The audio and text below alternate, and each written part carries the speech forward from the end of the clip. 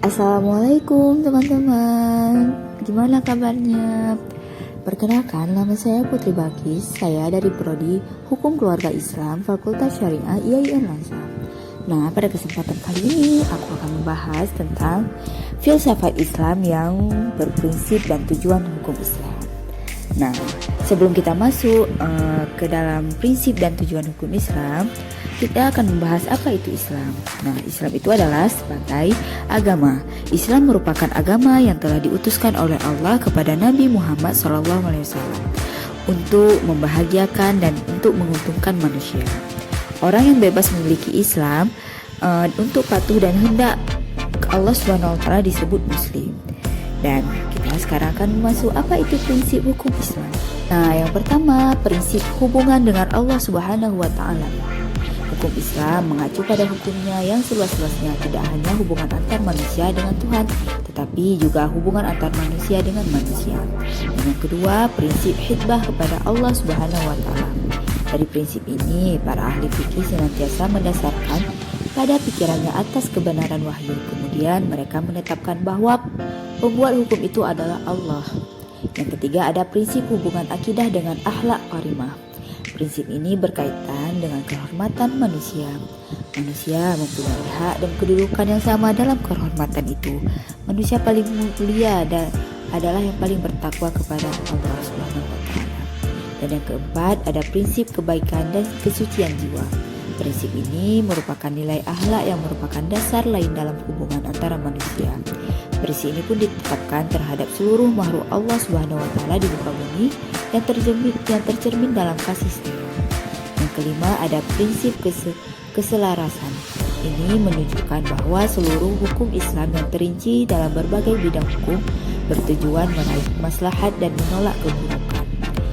Dan yang keenam, ada prinsip persamaan. Prinsip ini, manusia adalah umat yang satu yang bermaktub dalam beberapa ayat Al-Quran, seperti diantaranya ada surah Al-Baqarah, surah An-Nisa, surah Al-Ram, dan yang lainnya. Dan yang ketujuh, ada prinsip penyerahan. Prinsip ini menunjukkan keadilan yang tertinggi.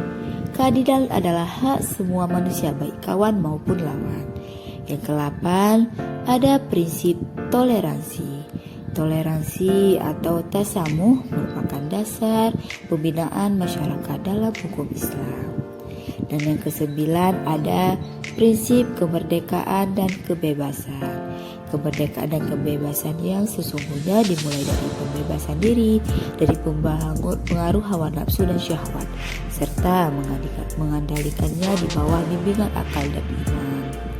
Yang ke-10, ada prinsip ta'awun. Berdasarkan prinsip ta'awun insani atau kerjasamanya kemanusiaan, Allah memerintahkan kita membantu dan menolong di dalam kebijakan dan ketakwaan, serta melarangnya di dalam kejelekan dan permusuhan. Dan yang ke-11 itu ada prinsip menjadikan beban. Nabi melarang para sahabat memperbanyak pertanyaan tentang hukum yang belum ada, yang nantinya akan memberatkan mereka sendiri. Nabi Muhammad SAW justru menganjurkan agar memeriksa atau memetik dari kaidah-kaidah umum. Dan yang ke-12 ada diciptakan secara bertahap. Tiap-tiap masyarakat tentu mempunyai adat, kebiasaan atau tradisi tersebut, merupakan tradisi yang baik maupun tradisi yang membahayakan mereka sendiri. Bangsa Arab ketika Islam datang mempunyai tradisi dan kesenangan yang sukar dihalangkan dalam sekejap saja. Apabila dihilangkan sekaligus akan menyebabkan timbul konflik karena mereka tidak setuju adat mereka itu dihilangkan. Dan yang ke-13 ada prinsip memperhatikan kemaslahatan manusia. Jadi hubungan sesama manusia itu merupakan manifestasi dari hubungan dan pencipta. Jika baik hubungan dengan manusia lain, maka baik pula hubungan dengan penciptanya. Karena itu hukum Islam sangat menekankan kemanusiaan. Dan yang ke-14 itu ada mewujudkan keadilan yang merdeka. Menurut syariat Islam, semua orang dihadapkan hukum. Penguasa tidak berlindung oleh kekuasaannya. Ketika ia berbuat kezaliman, maka ia tetap akan dihukum, karena manusia juga melakukan kesalahan. Nah, sekarang kita akan membahas tentang tujuan hukum Islam. Tujuan hukum Islam itu sendiri ialah untuk mewujudkan atau menciptakan kemaslahatan hidup bagi seluruh umat manusia di muka bumi ini. Nah, secara umum ada 3 tujuan hukum Islam itu. Nah, yang pertama itu mendidik setiap individu agar mampu menjadi sumber atau membawa kebaikan bagi masyarakat, tidak menjadi sumber atau yang membawa malapetaka bagi orang yang lain. Selain itu, tujuan hukum Islam adalah untuk menegakkan keadilan. Keadilan yang dimaksud ini misalnya kayak kita keadilan bagi seluruh umat manusia yang tidak terbatas pada kaum tertentu saja. Islam tidak membedakan manusia berdasarkan keturunan dan suku atau warna kulit dan berbagai macam perbedaan lainnya kecuali ketakwaannya atau imannya itu sendiri.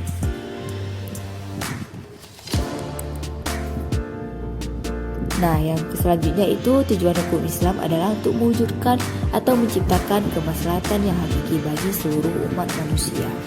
Kemaslahatan yang hakiki adalah kemaslahatan sejati, bukan kemaslahatan yang semu atau kemaslahatan bagi sekelompok orang saja atau berbagai orang-orang tertentu.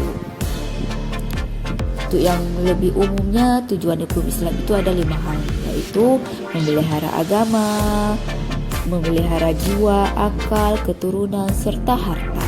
Yang dimaksud memelihara agama adalah memelihara pelaksanaan agama, yakni menjalankan agama sesuai dengan yang diperintahkan oleh agama.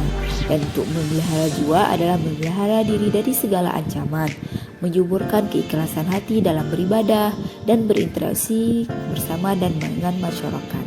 Yang ketiga itu adalah memelihara akal, adalah menjaga akal pikiran agar selalu dapat berpikir secara sehat dan senantiasa berbuat baik dan benar. Dan yang keempat itu adalah memelihara keturunan, adalah untuk menjaga dan memberikan kasih sayang kepada anak keturunan agar dapat tumbuh dengan normal dan dalam pendidikan yang baik. Yang terakhir ada memelihara harta benda, adalah mengatur agar mendapatkan rezeki yang baik, yang halal, yang benar, dan berbagi kepada orang lain yang lebih mampu. Nah, cukup sekian dan terima kasih. Wassalamualaikum warahmatullahi wabarakatuh.